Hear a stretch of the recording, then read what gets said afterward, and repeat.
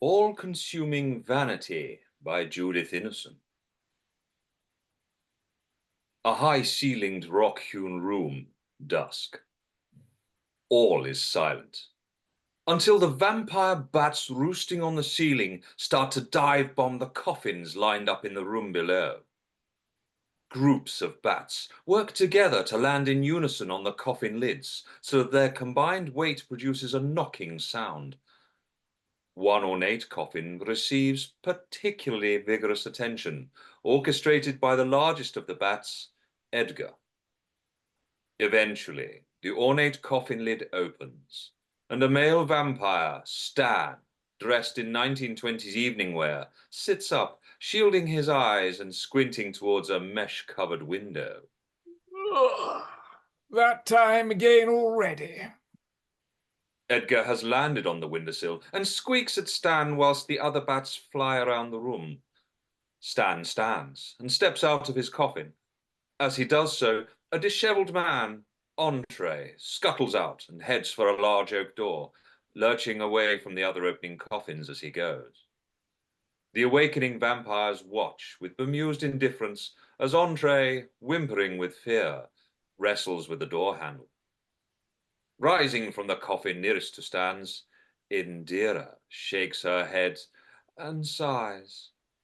Ugh, I have told you time and time again to muzzle your food, Stanley.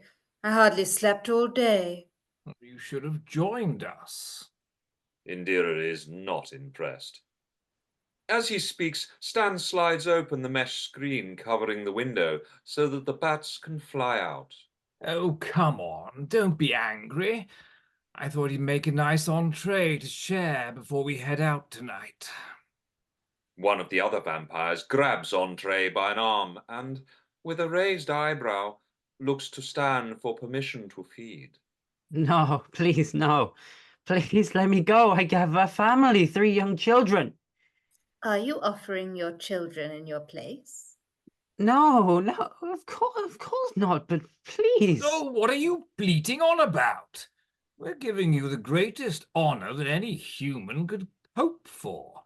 We are offering to elevate your life from its pathetic human squalor to the glorious, incomparable privilege of being chosen to provide sustenance for our prestigious dynasty. How can you say no to that? Your heart should be swelling with pride. I don't want to die. Shame. I won't let you live. Stan gives Entree a benevolent smile and nods his head to the vampire holding him, initiating a feeding frenzy as more vampires join in with the kill. Edgar has returned and gets Stan's attention by landing on his shoulder and squeaking in his ear, causing Stan to jump. How many times? Don't do that! Edgar persists, flying to the windowsill, extending a wing to point outside and repeatedly tilting his head in that direction to underline his meaning. This better be bloody good.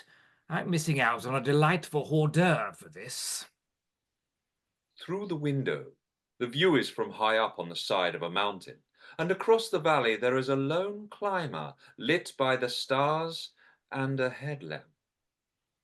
The young female climber, Luna, is perched on a small ledge, just large enough for her 2 feet, taking numerous selfies and pouting at the screen before changing to record a message.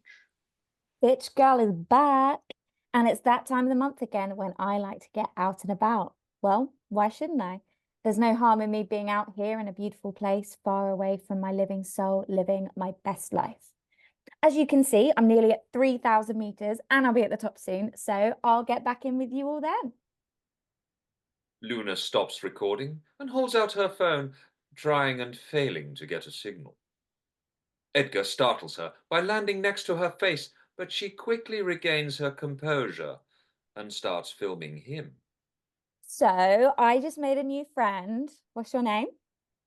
Aw, he's shy. How cute is he? Not as cute as me. Luna whips her head around to see Stan levitating behind her. This time, she does not regain her composure so quickly, but habit means she continues to film. How the fuck are you doing that? Are you like the world's greatest magician or something? Oh, I'm certainly something. Endeara floats up beside Stan. What have we here? Hashtag ageism. So rude. If you meant whom have we here, then that'll be me, and my name is Luna. You see what I've been saying? You should always muzzle your food. Oh, where's the fun in that? I like to play. Do you like to play, Luna? Mind if I call you Loon? Endeara leaves in disgust, and Luna films her flight down into the valley and towards the lights of a distant city. Care to make an educated guess who or what you're dealing with? Do you? You imagine you're important. Oh, I like you. Oh, this is going to be fun. You really think you're somebody, don't you? Why is that, I wonder? Hmm? Are you big on YouTube? TikTok. Oh, how appropriate. That's the sound of your heart. It's making that as it now counts down to its final beat. Still perched on the side of the mountain, Edgar starts to squeak frantically.